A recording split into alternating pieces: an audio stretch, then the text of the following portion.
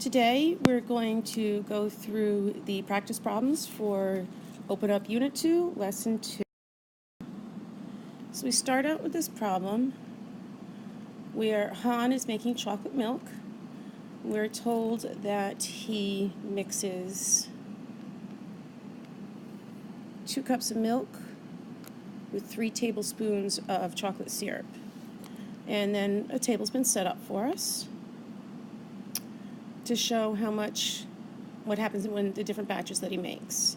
So we're going to use what they've told us to fill in these blanks. So the table shows a proportional relationship between blank and blank. And very conveniently, they've given us a bank of terms down the bottom. So this one, it is between cups of milk and tablespoons of chocolate syrup.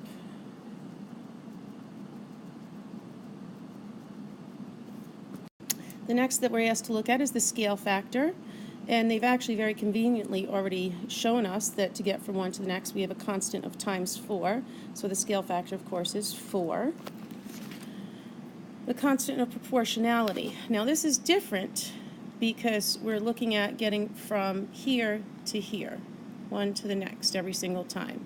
And we know to do that to find out how we multiply from one to the next, we figure out what we do in reverse, and that would mean that we divide.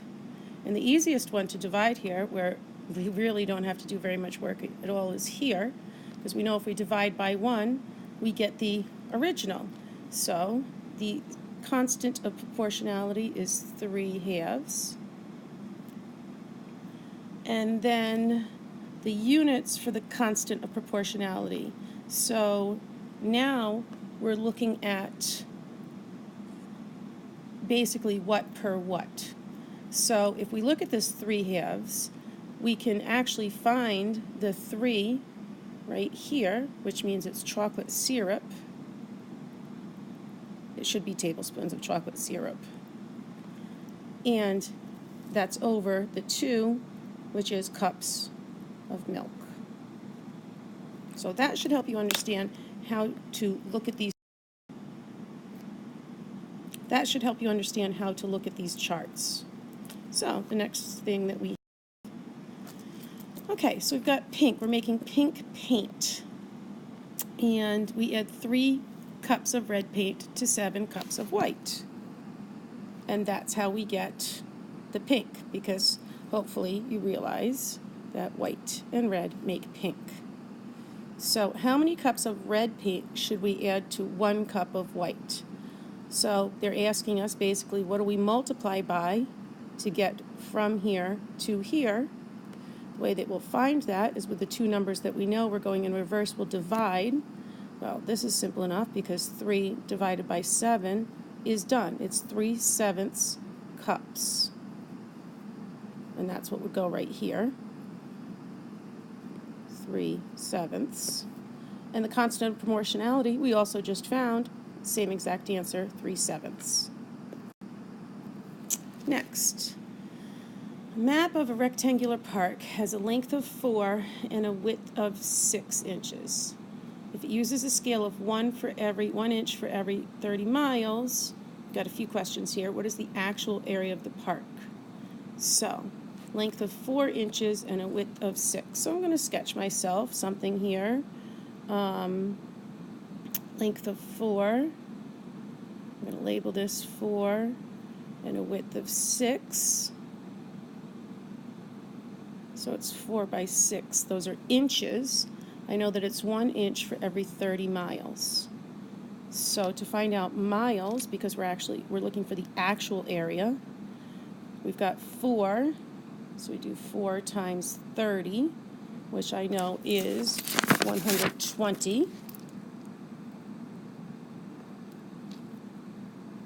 And I know that 6 times 30 is 180. That is an 8 there. Sorry about that. And I know that I'm going to take these 2 numbers, because I know area is length times width. So I'm going to multiply those two numbers together. So I've got 120 times 180. And I am allowed to use a calculator at this point. And I know, therefore, that the actual area is 21,600 square miles. Next, the next thing asked to find is a map. Oh, I've just read that. Okay, the map needs to be reproduced at a different scale so that it fits into an area of 6 square inches, and it can fit into a brochure. Okay, at what scale should the map be reproduced?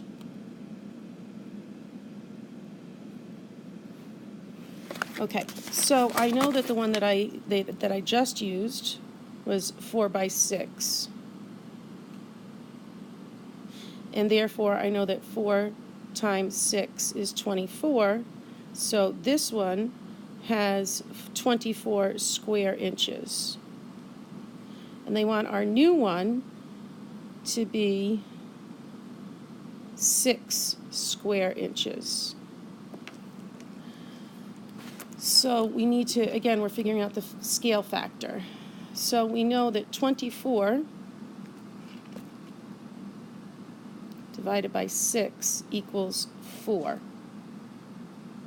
So that means that this has been reduced by 4.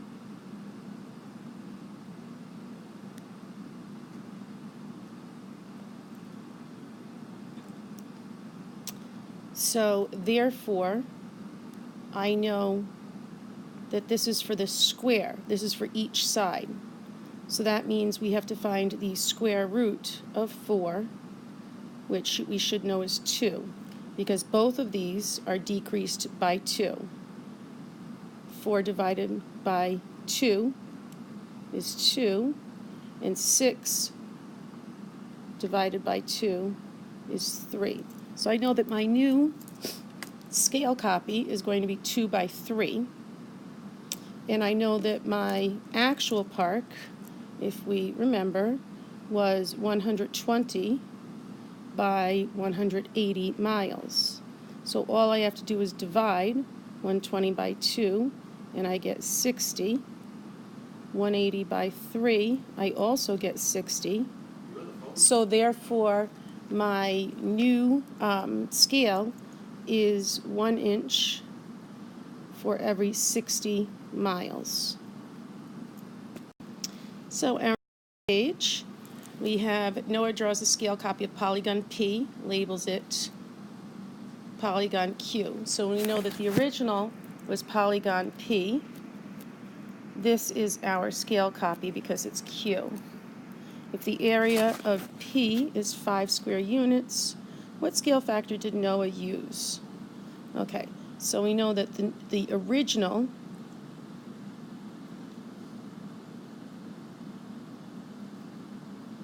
P is equal to 5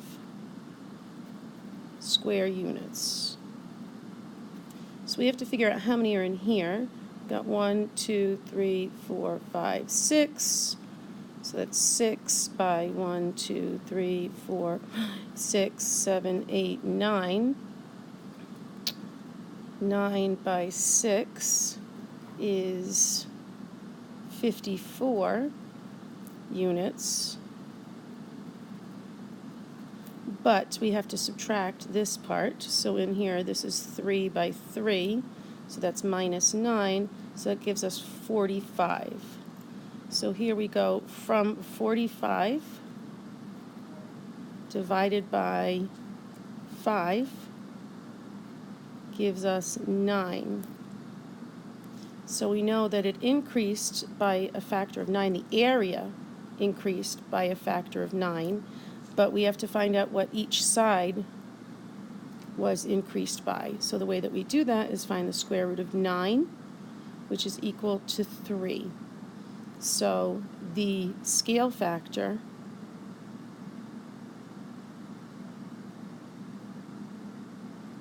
is 3, because we know each side would have been multiplied by 3.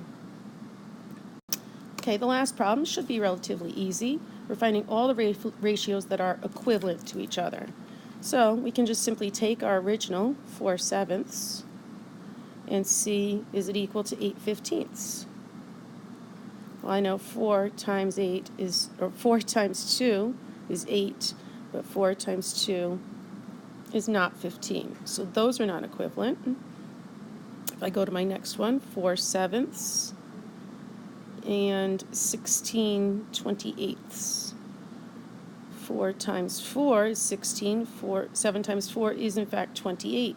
So I know that these two are equivalent. Go to my next one, 4/7 equal to 2/3. Well, that would mean 4 is multiplied by 1/2 to get to 2. 7 times 1/2 is not 3, it's 3.5, so that one doesn't work. And our last one would be 4 to 7 equal to 20/35. I know to get from 4 to 20, it's times 5. 7 times 5. These work. So the 3 that are equivalent to each other are A, C, and E.